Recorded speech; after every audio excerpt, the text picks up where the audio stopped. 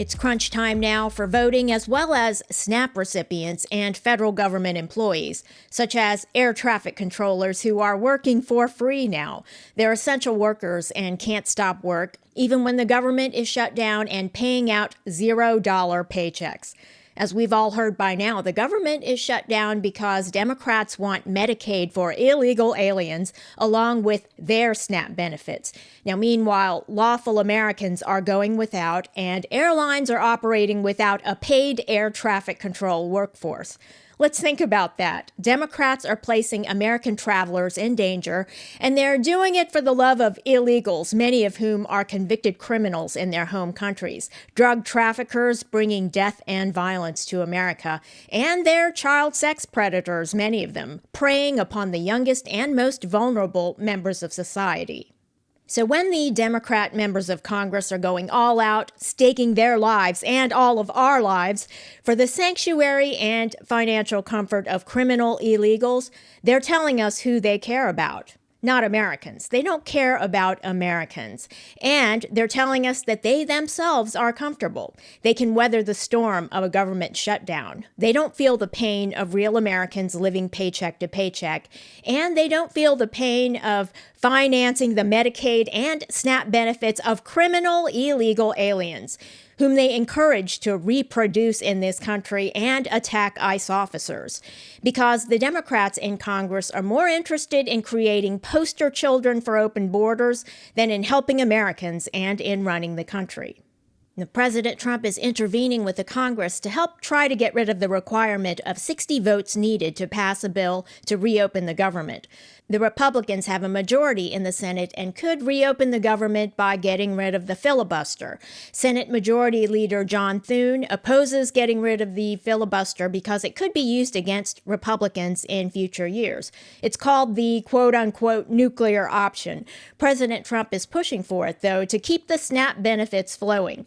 We'll find out if Democrats care about real Americans, care enough to vote to reopen the government, or will they force the nuclear option, all for the love of illegals who are hell-bent on attacking ICE officers.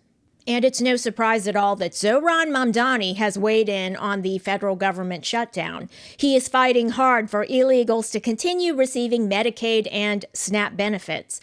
And so, no, he's not demanding that Democrats moderate their requirements so that real Americans can receive their SNAP benefits. No, he's not doing that for working class Americans. And why is that?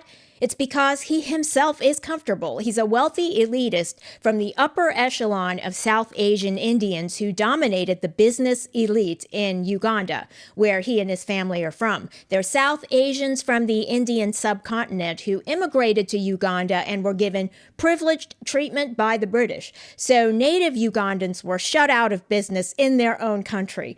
The economics became so dire that it created the conditions for a dictator to seize power, Idi Amin, who seized power in a military coup. Now, we've all heard the name Idi Amin, but we may not be aware of his legacy. He was a totalitarian dictator who expelled all South Asians from Uganda and confiscated their property. In other words, he seized the means of production, which is what Mamdani wants to do. Let's listen to his words again from just 4 years ago.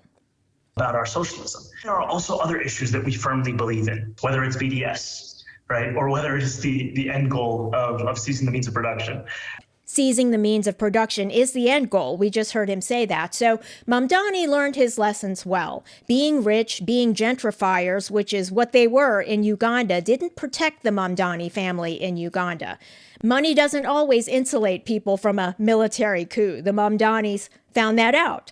So what Mamdani wants to do now is just what Idi Amin did, to seize the means of production. A totalitarian tactic which, incidentally, disqualifies him from citizenship under the U.S. immigration laws. He's disqualified. Now, the U.S. Congress already made a referral to the DOJ to investigate his application for naturalization as a U.S. citizen, as I mentioned in a previous video. And like Idi Amin, Mamdani is seeking a military in the form of Antifa and ICE resistance. Mamdani also wants to defund the police.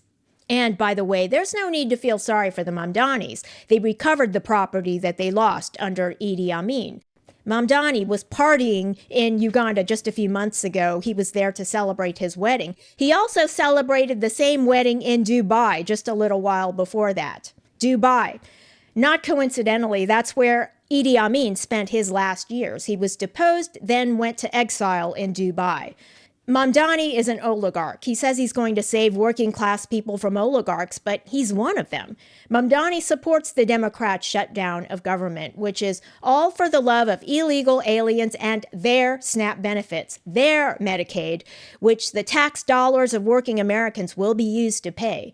Mamdani is an oligarch who hates lawful Americans. He only likes the illegal ones, it seems.